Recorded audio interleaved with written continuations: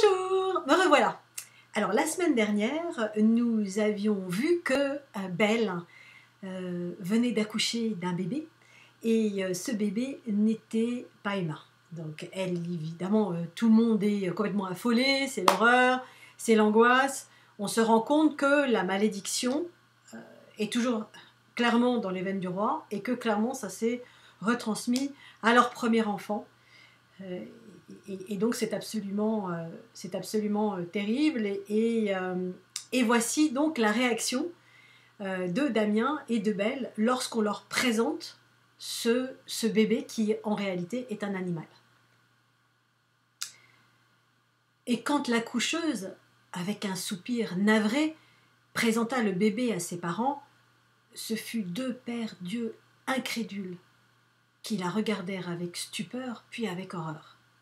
Le bébé n'était pas humain.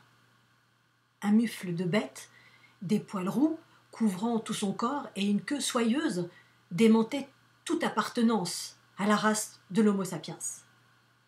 Même si les magnifiques yeux bleus dorés ressemblaient à ceux de la reine. L'angoisse dissipa aussitôt la torpeur qui paralysait le roi. Celui-ci se leva d'un bond. « Non, non, ce n'est pas possible. Que s'est-il passé? Qu'avez-vous fait ?»« Nous n'avons rien fait, messire, » répondit doucement la coucheuse, « mais il semble que la malédiction soit encore puissante dans votre sang. Ceci en est l'évident résultat. »« Mais c'est impossible. Belle, Belle, mon amour, dis-moi que c'est impossible. Tu as vaincu la malédiction, c'est impossible. » La jeune femme, épuisée, trouva le courage de lever la tête vers le petit monstre. Quand il ouvrit une petite gueule rose, dévoilant des crocs déjà trop pointus, elle sentit son cœur se troubler. « Damien, je ne sais pas, je ne comprends pas. » Sans état d'âme, la coucheuse lava et sécha le petit corps qui se tortillait.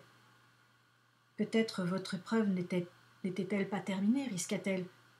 Ceci ne peut être que magique. » Le roi poussa un cri de douleur. « Pas terminé! Pas terminé! Pendant 20 ans, j'ai vécu sous l'apparence d'une bête monstrueuse parce que je ne savais pas aimer. Puis Belle est venue, j'ai sacrifié ma vie pour elle et appris ce qu'était l'amour et surtout la dignité. Les fées estiment-elles que ce n'est pas suffisant? Qu'elle soit maudite! Si le monstre est le produit de leur magie, alors je vais le détruire. » La reine hurla son angoisse. « Non!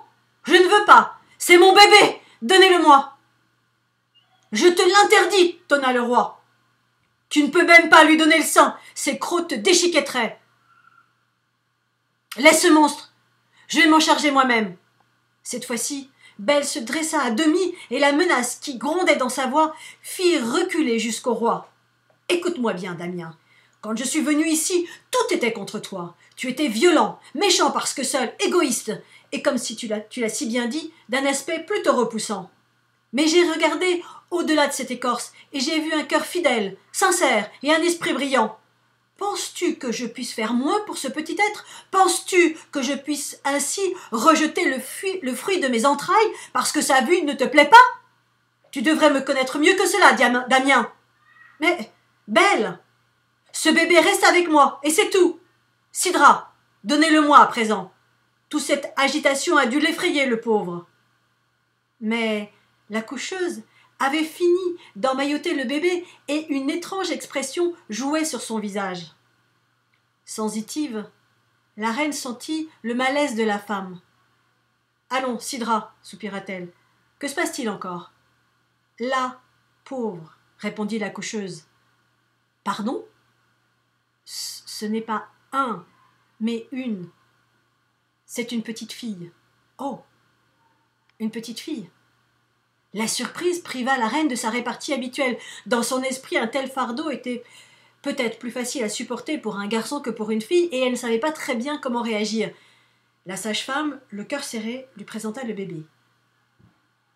Belle le cala contre son épaule, et quand la petite tête soyeuse se blottit contre elle, une étrange chaleur l'envahit. Soudain, le roi qui observait la scène avec un regard sombre eut un hoquet de surprise. Le bébé s'était endormi, puis il s'était transformé. Et voilà. Oui, je sais, vous me détestez. Vous voulez savoir ce qui va se passer après, mais ça vous le saurez la semaine prochaine. Donc page par page, je distille le suspense. J'espère que ça vous a plu. C'est un vrai suspense, hein, de savoir ce qui va se passer, pourquoi est-ce qu'elle s'est transformée, qu'est-ce qui va se passer entre sa nature de bête et sa nature de petite fille. Donc bah voilà, vendredi prochain, je vous raconterai tout ça. À bientôt, passez un très très bon week-end.